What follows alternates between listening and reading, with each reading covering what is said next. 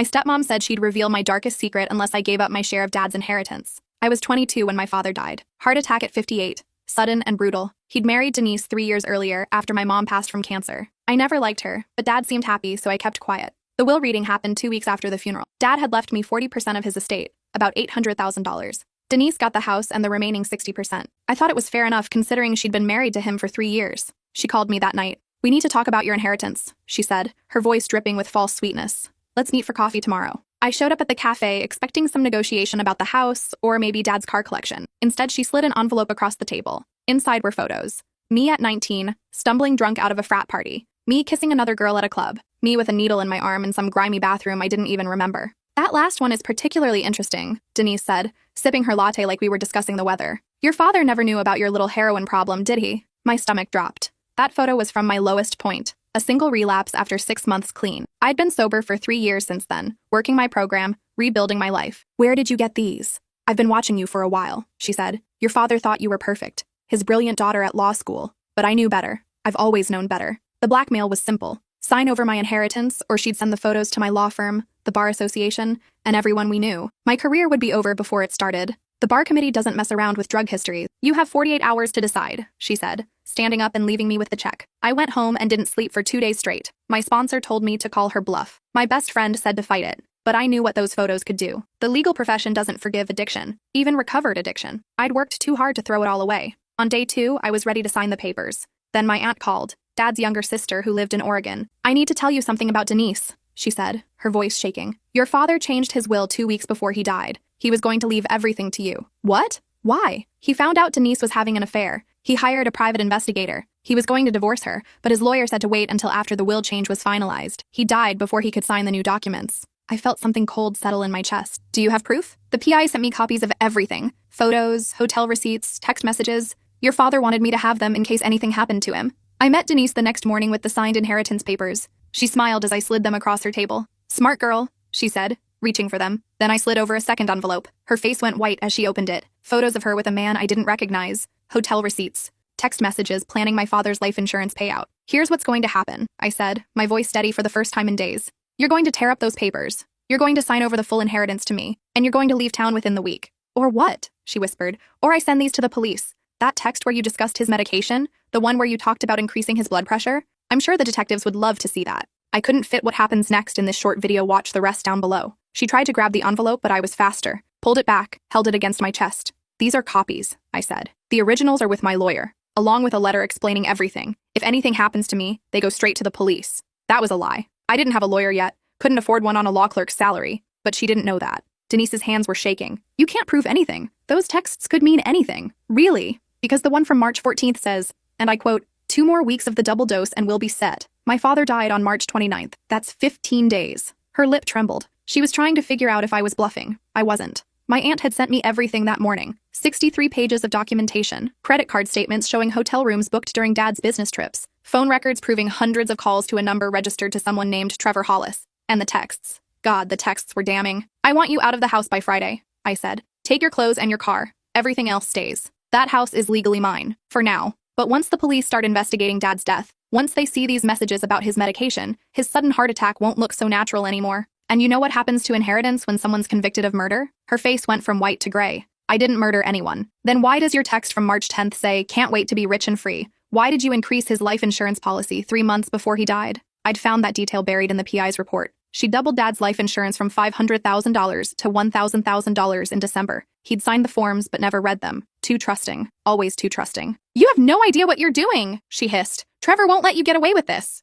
"Trevor Hollis? The contractor?" I pulled out my phone and showed her a photo. "This Trevor?" It was a screenshot from the PI's file. Trevor and Denise in a hotel parking lot, his hand on her ass. "He's already talking." I lied again. "My lawyer contacted him yesterday. Told him we had evidence of conspiracy. He's willing to testify in exchange for immunity." Another complete fabrication. I'd never even met Trevor. But Denise didn't know that either. She stood up so fast her chair fell backward. Other customers turned to stare. "You're insane." "Maybe, but I'm the one with evidence, and you're the one who's about to lose everything." I gathered my papers and walked out. Left her standing there with her mouth open and her expensive latte getting cold. 3 hours later, my phone rang. Unknown number. "Listen to me very carefully," a man's voice said. Deep, threatening. "You need to back off." "Who is this?" "A friend of Denise's. Someone who doesn't appreciate little girls playing detective." Trevor. Had to be. "Tell Denise the deal stands." I said. She has until Friday. Or what? You'll go to the cops with your little folder? They won't do anything. Rich widows don't get investigated unless there's a body covered in stab wounds. There's a body, my father's, and there's enough evidence to at least start an inquiry. Once they exhume him,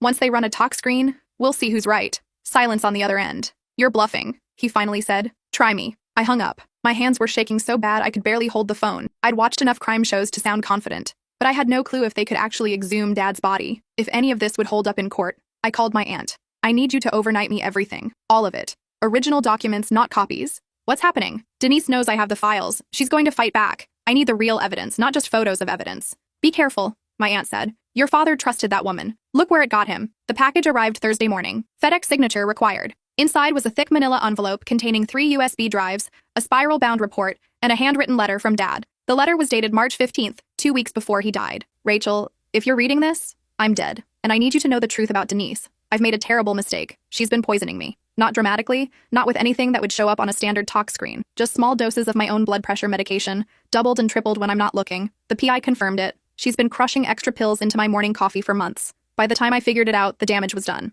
My doctor says my heart's already compromised. Stopping the extra medication now won't reverse what's been done. I'm changing my will. Everything goes to you. Denise gets nothing. But my lawyer says I need to wait. Do this properly, or she could contest it. So I'm waiting, and I'm writing this in case I don't make it. Don't let her win. Don't let her take what's yours. I'm sorry I didn't see through her sooner. I was lonely after your mother died. I wanted to believe someone could love me again. I was wrong. I love you. I'm proud of you. And I'm sorry I won't be there to see you graduate law school. Dad? I read it 3 times. Sat on my apartment floor and cried for 20 minutes. Then I called a lawyer. Not just any lawyer. The best criminal defense attorney in the city. Miriam Chen had a reputation for being ruthless. Her consultations cost $500 an hour. I didn't have $500. I'll pay you for my inheritance, I told her receptionist. Once I get it back from the woman who murdered my father. That got me an appointment. I showed up at her office Friday morning with every document my aunt had sent, spread them across her conference table like I was presenting a case. She listened without interrupting, took notes, studied the texts. This is good, she finally said. Really good, but it's not enough for a murder charge. My heart sank. However, she continued, it's plenty for a civil case. Wrongful death. We can sue her for the full inheritance plus damages,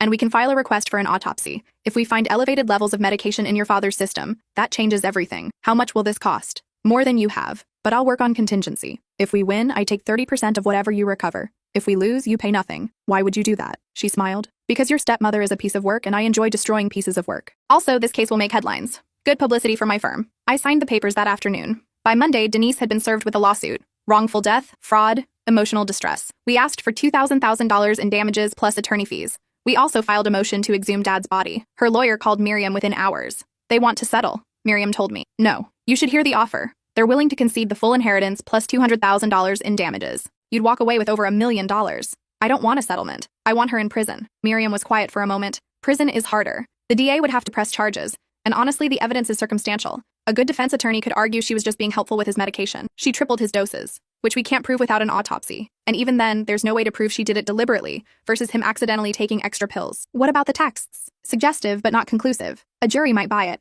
or they might think she was just venting about an unhappy marriage. I felt sick. So she's going to get away with it? Not necessarily. We continue with the civil suit. We push for the exhume. If the autopsy shows what we think it will, the DA might get interested. But that's months away. Maybe years. Are you prepared for that? I thought about Dad's letter. About how he'd known she was killing him and couldn't stop it. About how she'd played the grieving widow at his funeral while planning to steal everything from me. I'm prepared. The exhumation took 6 weeks to approve. The judge agreed there was sufficient cause to warrant it. Denise's lawyer fought it hard. That told me everything. The autopsy was performed on a Tuesday in late June. I wasn't allowed to be there, but Miriam was. She called me that evening. We've got her. What did they find? Lethal levels of amlodipine, your father's blood pressure medication. The medical examiner says the concentration in his system was 4 to 5 times the prescribed dose. It caused acute cardiac failure. I closed my eyes. So he was right. She really did kill him. She really did. I'm meeting with the DA tomorrow. With this evidence, they'll have to press charges. Denise was arrested at her house on Friday. I watched the news coverage from my apartment. Cameras everywhere. Neighbors being interviewed. One of them said Denise had always seemed so devoted to my father. Such a tragedy. The arraignment was the following Monday. First-degree murder, no bail. The prosecution argued she was a flight risk given the evidence of premeditation. The judge agreed. I sat in the gallery and watched her in her orange jumpsuit. She looked smaller somehow, less polished. Her hair was pulled back in a messy ponytail, and her face was bare without makeup. When her eyes found mine in the crowd, I didn't look away, held her gaze, let her see exactly how much I wasn't afraid of her anymore. The trial took 9 months to begin. 9 months of depositions and motions and legal maneuvering. Trevor Hollis was arrested too. Conspiracy to commit murder. Turns out he'd known about the medication plan, had encouraged it. They'd been planning to split the insurance money and run off to Costa Rica. His lawyer tried to cut a deal. Testimony against Denise in exchange for a reduced sentence. The DA agreed. Trevor was going to testify. I graduated law school during the pre-trial phase, passed the bar exam. My addiction history came up during the character and fitness evaluation, just like I'd feared. But I had 3 years of clean drug tests. Letters from my sponsor, my therapist, my employer. They approved me. Dad would have been proud. The trial started in March, almost exactly a year after Dad died. I took time off from my new job at a small firm to attend every day,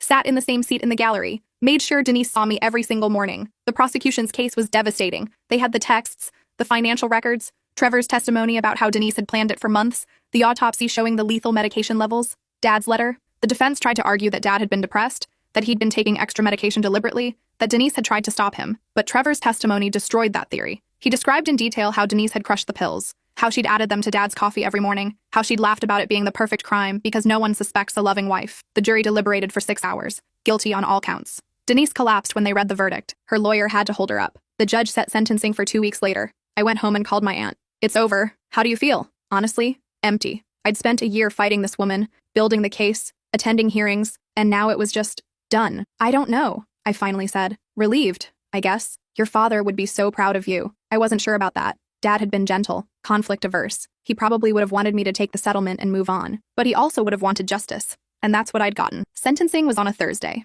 The courtroom was packed. News cameras lined the hall outside. This had become a high-profile case. The beautiful widow who murdered her rich husband for insurance money. It was made for cable news. The judge gave her 25 to life. No possibility of parole for 25 years. Trevor got 15 for conspiracy. I watched them being led away in handcuffs. Denise didn't look at me this time, just stared straight ahead like she'd already checked out. Outside the courthouse, reporters swarmed me, microphones in my face, questions being shouted. How does it feel to see your stepmother convicted? Do you have any regrets? What will you do with the inheritance? Miriam stepped between me and the cameras. My client has no comment at this time. We got into her car and drove to her office. The inheritance had been unfrozen pending the trial's outcome. Now it was mine. All $800,000 plus the house, plus the life insurance money that Denise had tried to steal. What are you going to do? Miriam asked. I thought about it. About Dad's letter and his apology and his pride in me. About the year I'd spent fighting for what was right. I'm going to start a scholarship fund, I said. For law students in recovery. People like me who made mistakes but are trying to do better. That's a good use for it. And I'm going to donate the house to a women's shelter.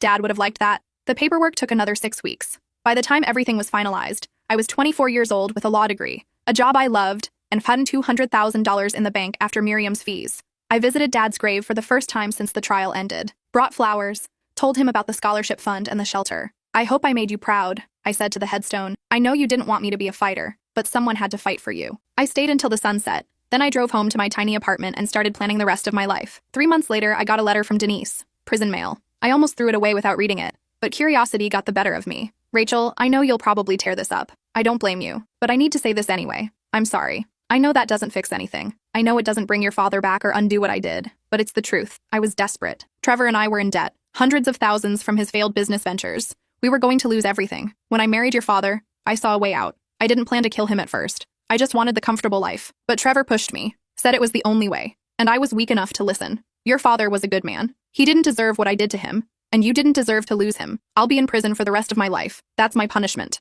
But I wanted you to know that I think about him every day. About what I took from both of you. I don't expect forgiveness. I just wanted you to know I'm sorry. Denise, I read it twice. Then I put it through my shredder. Some things don't deserve a response. I threw myself into work, made junior partner at my firm by 27, started speaking at law schools about recovery and second chances. The scholarship fund grew. We awarded our first grants 2 years after Dad's death. I met Victoria at a recovery meeting when I was 28. She was 6 months sober and terrified. Reminded me of myself at 19, all raw edges and desperate hope. We started having coffee after meetings, then dinners. Then she moved into my apartment. My aunt came to visit that Christmas. She hadn't met Victoria yet. Was nervous about how I'd turned out after everything with Denise. You seem happy, she said, watching Victoria and me make dinner together. I am. Your father would be glad. He worried about you being alone. I'm not alone, she smiled. No, I can see that. We spent the holiday at Dad's old house. I'd kept it after all. Couldn't bring myself to donate it. Victoria and I had been fixing it up, repainting the rooms, replacing the furniture Denise had chosen, making it ours. This feels right, Victoria said, looking around the kitchen on Christmas morning, like he'd approve. I thought about Dad's letter. About how he'd been proud of me even while he was dying. About how he'd fought to make sure I got what was mine. Yeah, I said. He would. The scholarship fund gave out its 10th grant when I was 32. A kid from Detroit who'd struggled with cocaine but got clean and fought his way into law school. His thank you letter made me cry. I was ready to give up, he wrote. Nobody believed a former addict could make it in law. But your scholarship gave me a chance. I'm graduating this spring. Top of my class. I'm going to work in public defense. Help people who made mistakes like I did. Thank you for seeing potential where everyone else saw a liability. That night, I told Victoria I wanted to expand the fund. Start offering it to undergrads too, not just law students. How much would that cost? She asked. More than we have. But I could take out a loan against the house, or fundraise. Or we could both work on it. Make it a real foundation. Victoria had been working in nonprofit management for the past 2 years. She knew how to run this kind of thing properly. Together, we could actually do it. We filed the paperwork that spring, the Rachel Morrison Foundation for Recovery and Education, named after Dad, not me. He was the one who'd believed in second chances, who'd loved me even when I was using, who'd left me everything because he knew I'd use it well. The foundation grew faster than I expected.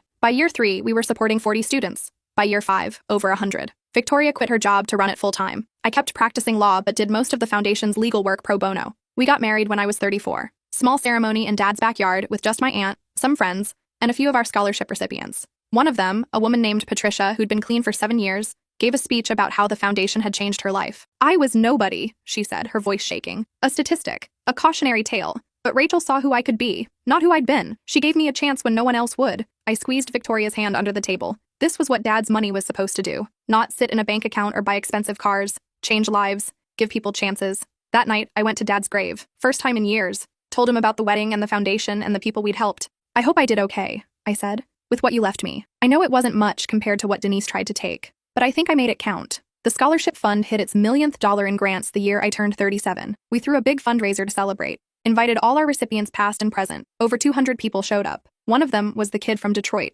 now a successful public defender. He'd gotten 3 people exonerated using evidence that had been overlooked. Saved them from life sentences. None of this happens without you, he told me during the cocktail hour. I'd be dead or in prison if not for that scholarship. You did the work, I said. All I did was give you a chance. That's everything. The chance is everything. I thought about my own second chance. The one Dad had given me by believing I could get clean and stay clean. The one I'd almost lost to Denise and her blackmail photos, but I'd fought back, refused to let her steal my future. And now I was using that future to help other people do the same. The foundation expanded again when I was 40. We started offering mental health support alongside the scholarships. Therapy stipends, wellness coaching, sober living assistance. Everything I wished I'd had at 19 when I was white-knuckling my recovery alone. Victoria hired a staff of 5, rented office space, built a real organization. I took a step back from day-to-day operations but stayed on the board. Kept practicing law, made partner, specialized in criminal defense for people with addiction histories. I thought about Denise sometimes, wondered if she was still alive in prison, if she'd found any kind of peace. I'd gotten one more letter from her about 5 years after the first. I didn't read it, just threw it away. Some people don't deserve your forgiveness. Some betrayals are too deep. But I didn't hate her anymore. Didn't waste energy on anger. She was gone, locked away. And I was living the life Dad had wanted for me. The foundation celebrated its 15th anniversary when I was 47. By then, we'd helped over 1,000 students, changed 1,000 lives. Some of them were now doctors, lawyers, teachers. Others were social workers, counselors, artists. All of them were sober. All of them were thriving. We invited everyone we could find to the anniversary gala, held it in a fancy hotel ballroom, raised $500,000 in a single night. During my speech, I told them about Dad, about how he'd died believing in second chances, about how his inheritance had built something bigger than either of us could have imagined. My stepmother tried to steal this money, I said to the crowd. She murdered my father for it, tried to blackmail me into giving up my share, but she failed. And because she failed, all of you are here. All of you got your second chances. The applause was deafening. Afterward, an older woman approached me. She had to be in her 70s. Gray hair, kind eyes, hands that shook slightly when she held out her business card. I'm Trevor's mother, she said quietly. My blood went cold. I don't want anything, she continued. I just wanted to meet you,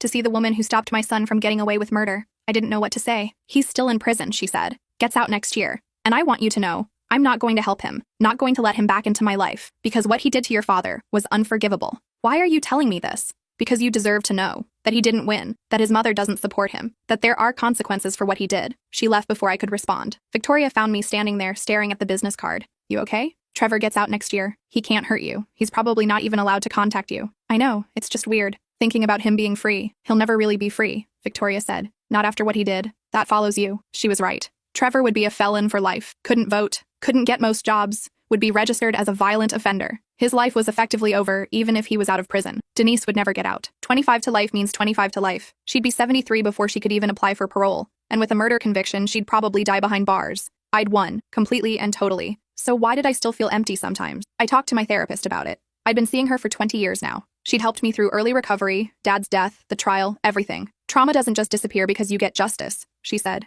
You lost your father. You were betrayed by someone he trusted. Those wounds don't fully heal. But I've done so much with what he left me. The foundation helps people. I'm helping people. And that's wonderful. But it doesn't replace having a father. It doesn't undo what Denise did. I cried in her office that day. First time in years. Just let it all out. The grief, the anger, the exhaustion of carrying this story for so long. I'm tired, I admitted. I'm tired of being the woman whose stepmother murdered her father. I want to just be Rachel. Then be Rachel. The foundation runs itself now. You have Victoria. You have a life. You're allowed to put this down. I thought about that for weeks. About what it would mean to stop defining myself by this story. To stop speaking about it at events. To stop wearing it like armor. Victoria supported the idea. You've done enough. Let someone else tell the story for a while. So I stepped back. Gave my board seat to one of our scholarship recipients. Stopped doing press interviews. Focused on my legal practice and my marriage and my garden. It felt strange at first. Like I was abandoning Dad's memory. But then I realized Dad never wanted me to spend my whole life fighting his battles. He just wanted me to be happy, to be safe, to use my second chance. And I had. I'd used it to help hundreds of other people get their second chances too. That was enough. Trevor got released on a Tuesday in June. I only knew because his mother sent me a letter warning me. Said he was living in a halfway house 3 states away.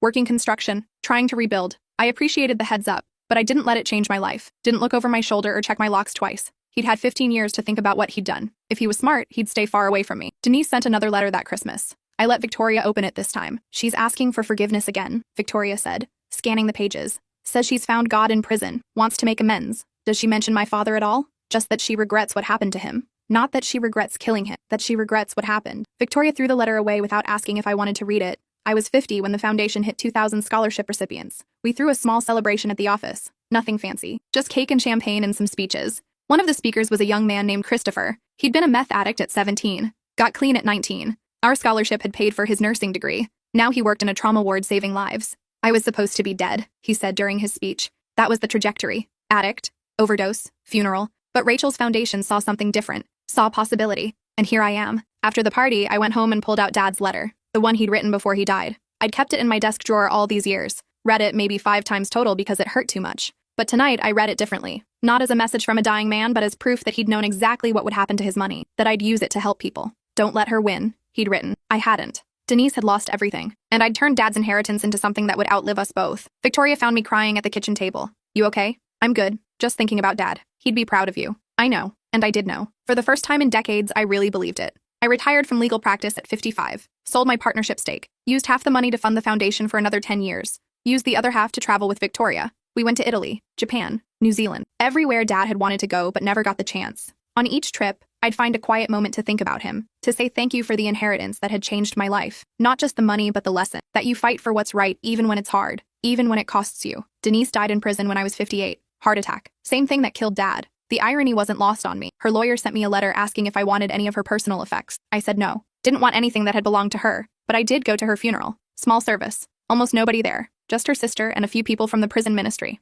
I sat in the back and didn't say anything. Just watched them lower her casket into the ground, tried to feel something. Anger, satisfaction, relief. I felt nothing. She was just a woman who'd made terrible choices, who'd died alone in prison because of those choices, who'd tried to steal from me and failed. The story was over. I turned 60 last month. The foundation is stronger than ever. We've helped over 3,000 people now. Given out almost $5 million in scholarships and support. Victoria and I live in Dad's house. The one Denise had tried to claim. We've made it beautiful. Filled it with light and love and the kind of life Dad had wanted for himself. Sometimes I stand in the kitchen and imagine him there, making coffee, reading the paper, laughing at some joke I'd told. I think he'd like how things turned out. Not the murder or the trial or the pain, but the aftermath, the foundation, the lives we've saved. I keep his letter in a frame on my desk now. Read it whenever I need to remember why I fought so hard. Don't let her win. She didn't win, Dad. I made sure of that. And more importantly, I didn't just fight for revenge. I fought to build something, to take the money she'd tried to steal and turn it into hope for people who needed it. That's the real victory. Not putting her in prison, not getting the inheritance back. It's knowing that every single dollar she wanted to steal ended up helping someone get a second chance. Every bit of money she'd plotted and killed for went to making the world a little bit better. I won, completely and finally. And Dad's legacy lives on in every student we help, every life we change, every person who gets to be more than their worst mistake. That's what inheritance really means. Not money, not houses, not revenge. It means taking what you're given and building something that lasts. And that's exactly what I did.